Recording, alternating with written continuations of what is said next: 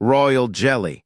Nature's secret for longevity, there is a mystery inside the hive. A secret older than kingdoms, dynasties, and empires. A secret that has been kept by the smallest of all creatures. One of the oldest living societies on Earth, the honeybee. Inside a hive, thousands of worker bees live only 45 days. Yet one bee, the queen, lives for 5 years or more. She is made from the same egg, the same cells, the same beginnings. So what changed? What turned an ordinary life into a life of power, fertility, strength, and longevity? The answer is a substance so rare and so potent that ancient kings sent armies to steal it. A substance believed to have shaped myths of immortality. A substance whispered in medical circles and sought desperately by billionaires in silent private clinics today. Royal jelly. When Dr. Layla Hassan, a 37-year-old neurobiologist in Cairo, received a worn, yellowed envelope sealed with wax, she thought it was a mistake. She had been studying neural regeneration, searching for ways to heal nerve damage, something the medical world believed impossible. Inside the envelope was a letter. The handwriting was old, elegant, almost ceremonial. If you are truly seeking to restore life where there is loss, come to Ifrain. There is something you must see. Enclosed was a plane ticket to Morocco. Layla tried to ignore it, but something deeper, something instinctive pulled her forward. She had lost her own father to neurological degeneration. She had spent her life haunted by the belief that something must exist to restore the body's natural ability to heal. 3 days later, she was climbing an ancient dirt path through the forests of the Atlas Mountains. Waiting for her was Sheikh Idris, a beekeeper whose family had tended bees for over 900 years. He led her to a hidden valley, where the forest opened to reveal hundreds of wooden hives arranged like temple altars. The air shimmered with life. Bees moved like golden constellations. He spoke softly. The queen bee does not become queen by birth. She becomes queen because she is fed differently. Royal jelly rewrites biology.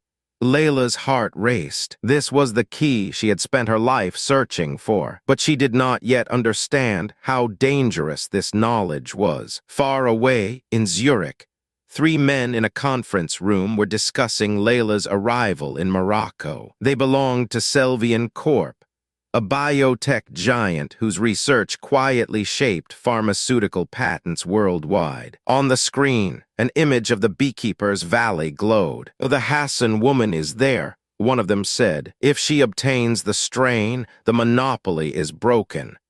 Because there was something different about the bees in that Moroccan valley. Their royal jelly was found to contain an enzyme not seen anywhere else. It could not only repair damaged neurons, it could regenerate them. If true, it meant Alzheimer's could be reversed, paralysis could be temporary, aging itself could be slowed. But Selvian did not want the world healed. They wanted the world dependent. So they sent someone to stop her, someone who had done this before, a man known only as the Falcon. Meanwhile, in the valley, Layla watched tens of thousands of bees at work in perfect synchrony. Idris handed her a drop of fresh royal jelly, glistening like pearl. "Try it," he said. She hesitated, then tasted it. Instant warmth, a sense of clarity, a sudden bursting brightness behind her eyes. Not euphoria, alignment, as if her blood, breath, and heartbeat synchronized. Idris smiled gently. "Royal jelly is not magic. It is mathematics. It is programming. The bees are the original genetic engineers."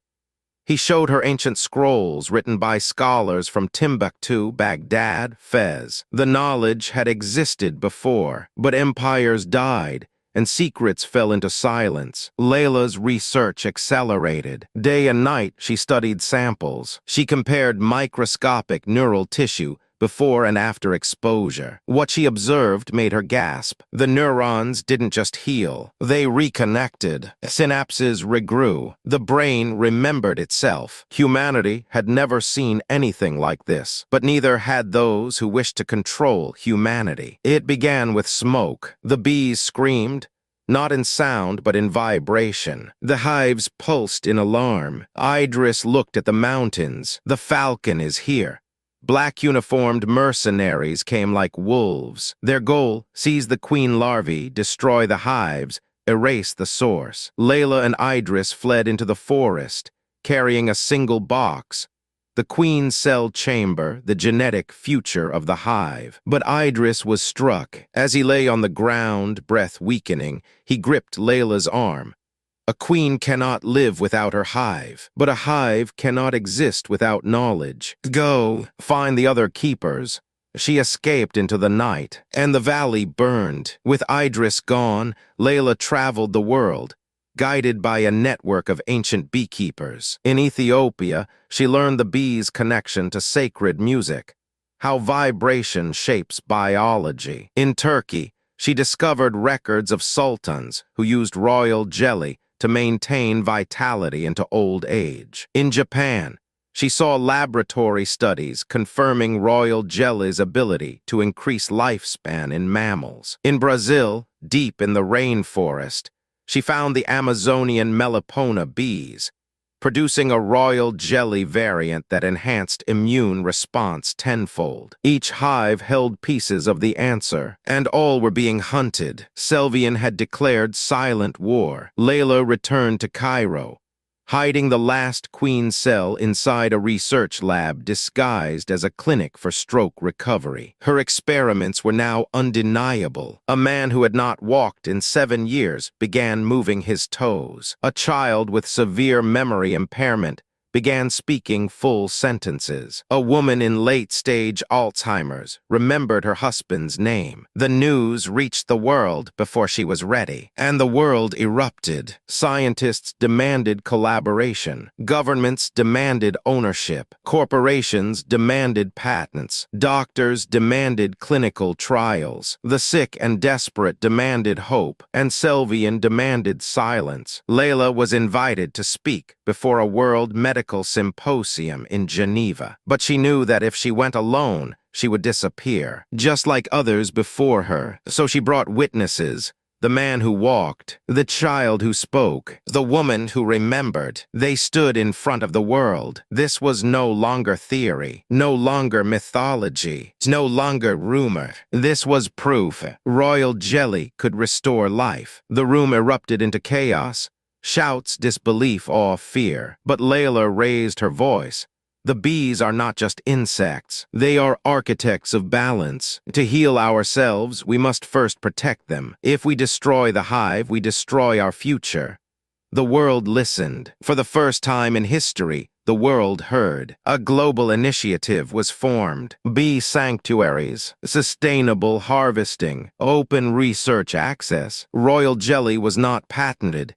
It was shared, and the world began to change. Humanity did not gain immortality, but humanity gained time. Time to heal, time to think, time to love. The smallest creature on Earth had reminded us of something profound: that life thrives when life supports life. A lesson meaning 1. Nature holds secrets science is still learning to understand. Wisdom is older than laboratories. 2. The smallest creature can hold the greatest power. Do not underestimate anything. 3. Knowledge must serve humanity, not control it. Progress belongs to all. Lesson meaning 4. When we destroy nature, we destroy ourselves. The hive is a mirror of our world. 5. True healing begins with cooperation, not competition. Unity is strength. If you want more epic science-based storytelling, more hidden knowledge revealed, and more breathtaking narratives like this, subscribe now, because what comes next will be even more mind-shifting, and you don't want to miss what the bees will teach us next.